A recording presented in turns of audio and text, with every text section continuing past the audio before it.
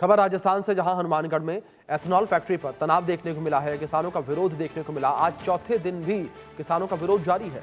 टिब्बी के गुरुद्वारे में दोपहर 2 बजे कोर कमेटी की बैठक हुई है और गुरुवार को किसानों से हुई 2 दौर की वार्ता विफल रही है।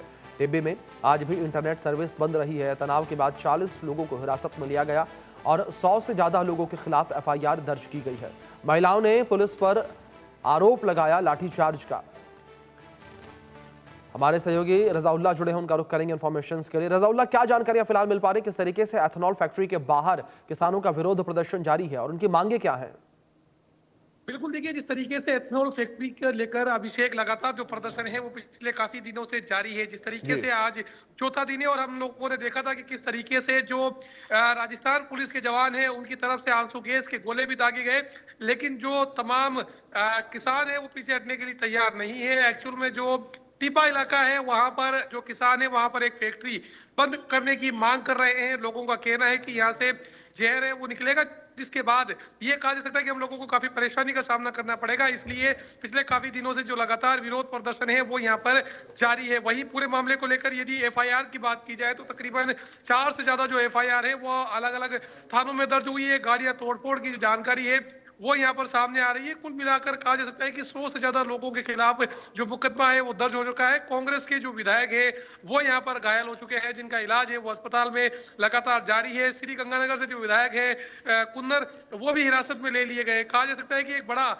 जो मामला है वो राजस्थान के टिब्बी इलाके के अंदर सामने आया है। फिलहाल इस पूरे मामले को लेकर सरकार किस तरीके से निपटती है ये देखने वाली बात होगी। जी बिल्कुल, जाहिर तौर पर रजाउल्लाह, सरकार किस तरीके से पूरे मामले से निपटती है वो देखने वाली बात होगी। लेकिन दूसरी ओर अगर आप यहाँ पर बात करें इस किसान के विरोध प्रदर्शन को लेकर रजाउल्लाह, तो हमने देखा था कि पिछले दिनों किस तरीके से किसानों ने कुछ गाड़ियों में आग भी लगा दी थी, तोड़फोड़ भी की थी, पुलिस के द्वारा लाठीचार्ज किया गया स्थिति को संभालने के लिए।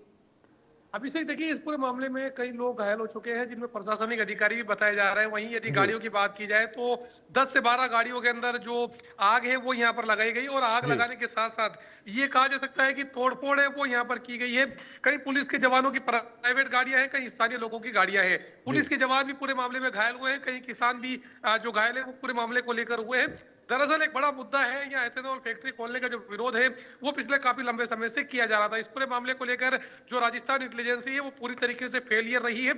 जो इलाके की इंटेलिजेंसी की बात की जाए हनुमानगढ़ की, वो भी कहीं ना कहीं पूरी तरीके से फेलियर नजर आ रही है। फिलहाल मामले को लेकर किस तरीके से एक्शन होगा, क्योंकि अभी तक इस पूरे मामले को लेकर जो है ये क्लियर नहीं हो पाया है कि ये फैक्ट्री यहीं पर लगी हुई रहेगी। क्योंकि एक तरीके से जब हमने जो प्रशासन के अधिकारी है उनका बयान देखा था तो उनका कहना था कि जो तमाम फीडबैक है, जो तमाम तरह की फैक्ट्री चलाने की अनुमति है, वो तमाम चीजें यहाँ पर लेकर जो फैक्ट्री है वो शुरू करवाई गई है। बहरहाल किस तरीके से कार्रवाई होगी देखने वाली बात होगी। जी जी, दूसरी ओर रजाउल्लाह, किसानों का यह भी कहना था, किसान ये भी आरोप लगा रहे थे कि अगर यहाँ पर एथेनॉल की फैक्ट्री शुरू की जाती है तो जो उनकी उपजाऊ भूमि है वो बंजर हो जाएगी। इसको लेकर क्या कुछ कहा अधिकारियों ने, जिम्मेदारों ने? देखिए अभिषेक, पूरे मामले को लेकर पिछले काफी लंबे समय से क्योंकि जो विवाद है वो चल रहा है। 2020 के अंदर जो अनुमति है वो दी गई थी, जिसके बाद एक जो अनुमति है वो शायद बाकी रहने की जो बात है वो फिलहाल यहाँ पर सामने आ रही थी। किसानों का कहना था कि चाहे से हमारे खेत हो उसको नुकसान होगा, हमारे बच्चों को नुकसान होगा, जो जहरीला धुआं निकलेगा उससे हमारी जो तमाम तरह की जो चीजें हैं वो यहाँ पर नुकसान हो सकती है। तो इन तमाम चीजों को लेकर जो तमाम जानकारी है उस तमाम बातों को लेकर आगे किस तरीके से रहता है फिलहाल ये देखने वाली बात होगी। जी बिल्कुल, जाहिर तौर पर रजाउल्लाह, जिस तरीके से आपने भी जिक्र किया, ये देखने वाली बातें होंगी जिस तरीके से किसान लगातार विरोध प्रदर्शन करते नजर आ रहे हैं, अपनी मांगों को रखते नजर आ रहे हैं, उनकी मांगों को किस तरीके से माना जाता है। लेकिन दूसरी ओर रजाउल्लाह, मैं आपसे यहाँ पर यह भी समझना चाहूंगा कि क्या प्रशासनिक अमले के द्वारा कोई आश्वासन फिलहाल किसानों को दिया गया?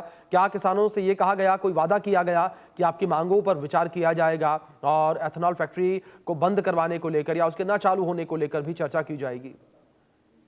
अभिषेक, इस बारे में कोई भी किसी भी तरीके की जो बात है वो किसान संगठनों से प्रशासन की तरफ से नहीं की गई। शायद यही वजह है कि आंदोलन जो है वो इतना उग्र हुआ और हनुमानगढ़ के जो टिब्बी इलाका है वहां पर इंटरनेट भी बंद कर दिया गया है।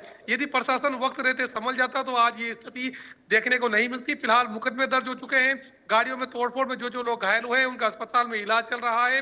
जो एथेनॉल फैक्ट्री की दीवार है वो यहाँ पर किसानों की तरफ से तोड़ दी गई है। कांग्रेस ने इस पूरे मामले को लेकर एक बड़ा मुद्दा बढ़ा लिया है।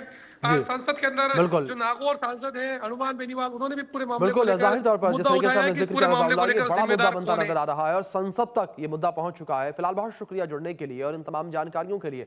तो इतना बड़ा मुद्दा ये बन चुका है कि संसद तक पहुंच चुका है ये पूरा मामला। और ये पूरा मामला क्या है वो भी आपको बता दें। 10 महीने थे शांति से आंदोलन चल रहा है। एथेनॉल फैक्ट्री के खिलाफ आंदोलन जो है किसानों ने शुरू किया था, ये पूरा मामला है। साथ ही साथ आपको बता दें कि जिस तरीके से शांत आंदोलन चल रहा था और स्थानीय किसानों ने जो है अपना आंदोलन शुरू किया था सितंबर 2024 में ये आंदोलन शुरू किया गया था। लगभग 10 महीने तक आंदोलन शांतिपूर्ण बना रहा। 10 दिसंबर को आंदोलन अचानक से उग्र हो गया। किसान फैक्ट्री की दीवार तोड़कर अंदर घुस जाते हैं और कई वाहनों को आग के हवाले कर देते हैं, कई वाहनों में आग लगा देते हैं। अब किसानों के विरोध को लेकर बात करें कि आखिर उनका विरोध क्यों है। फैक्ट्री शुरू होने से भूजल पर भारी दबाव पड़ेगा, ये आरोप लगाया किसानों ने। एथेनॉल फैक्ट्री शुरू होने से प्रदूषण जो है वो बढ़ जाएगा। फैक्ट्री शुरू होने से उपजाऊ भूमि खराब हो जाएगी, ये एक महत्वपूर्ण बिंदु है किसानों की तरफ से। धुआं और केमिकल मिट्टी को खराब करेंगे, पर्यावरण के साथ साथ मानव स्वास्थ्य को भी खतरा होगा। खेती और पशुपालन प्रभावित होगा। ये इलाका पहले से ही पानी की कमी से जूझ रहा है। किसानों ने लगातार अपने आंदोलन के दौरान इस बात का जिक्र किया। एथेनॉल प्लांट यहाँ के संसाधनों पर भारी भार जो है वो डालता हुआ नजर आएगा।